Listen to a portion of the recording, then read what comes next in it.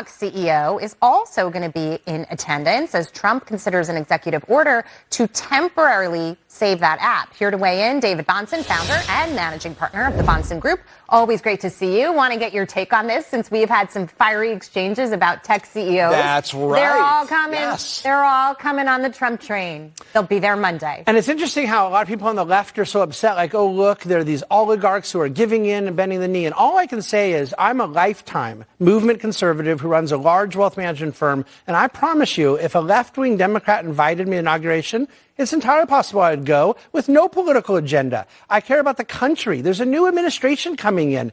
There is no reason for people to be horrified about these folks attending the inauguration of an elected president of the United States. This is way overdone. Oh, I'm not horrified. You're not. I'm saying that You're with him on this one? Well, no, I'm not exactly with that assessment, but I'm not horrified they're going. I think it's a good thing. I just think that it's a little bit more complicated than what you're saying, and they kind of know where the gravy train is. They want growth in their company. Totally. So but isn't that a good thing, too? What is good for business? I think they should be doing what's good for business. That's their job. Yes. And love of country over self. Yeah, well, and if they're not said. doing it for the right reason, to me, all I'm saying is I'd be doing it for the right reason. Yeah. And people would still be horrified. May we all be like David Bahnsen for the right reason.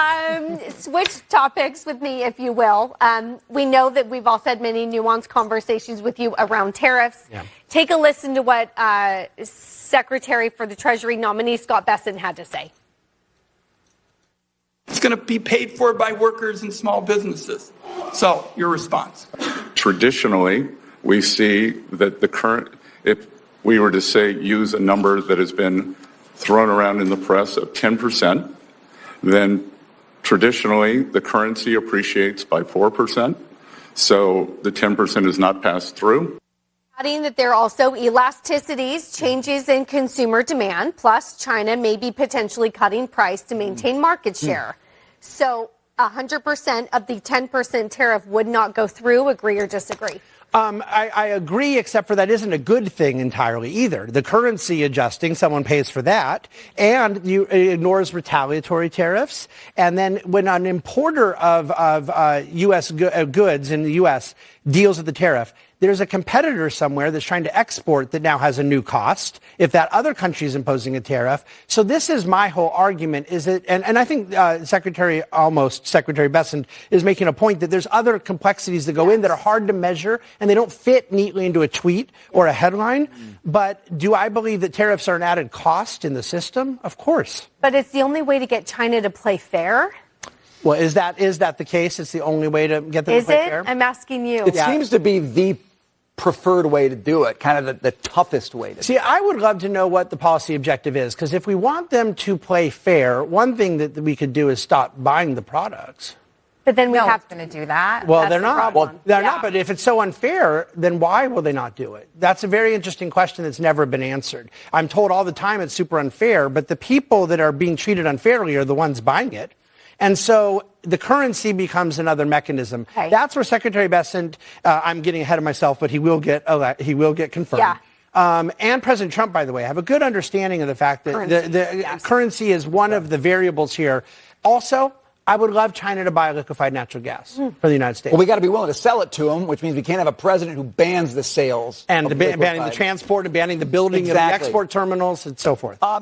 We got Bessent. We're talking about Bessent. He was there to talk taxes in many large ways today. Okay, and I know you think the 2025 getting the reconciliation done is just huge, maybe the biggest thing that can happen. A lot of people who voted for Trump want that done, not just for the extension of what exists, but they want the no tax on overtime, the no tax on tips, the no tax on Social Security.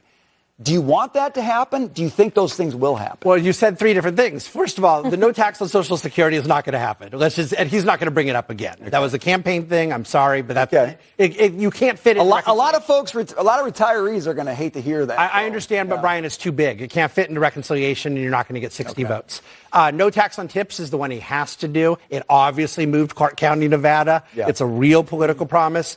I also think that he can't get any of it done without 100% of the House voting, and there's House Republicans in New York and California that are not going to vote for it without SALT cap going higher. Salt. So salt is a factor. So it's going to be complicated. It's going to be messy. And, Kevin Brady and Paul Ryan helped get things done in 2017. Yeah. They're not there right now. Well, and Jackie, I was reading today that the New York folks who want this, they don't want it to go up to 20K. They want it gone. Yeah. You know what I mean? So Yes. they're not even compromising here. That to me seems like it could create some problems. Just the last point on China. When I said people won't stop buying the stuff, they're not going to stop buying the stuff because we don't have cheaper alternatives to offer them here. And that's why they go after and seek those goods. I think part of President Trump's strategy is try to bring production of the things that we do get from China to bring it back home. But we don't really have an economic model that makes sense for that, given how much it costs to do business here. Well, and this is something where I insist on being honest to the American people about it. If I were running, is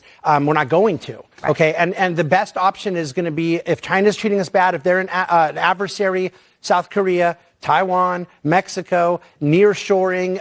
There's other alternatives. A lot of this stuff, though, Jackie, is things that China makes part of it, and then we finish it in the U.S.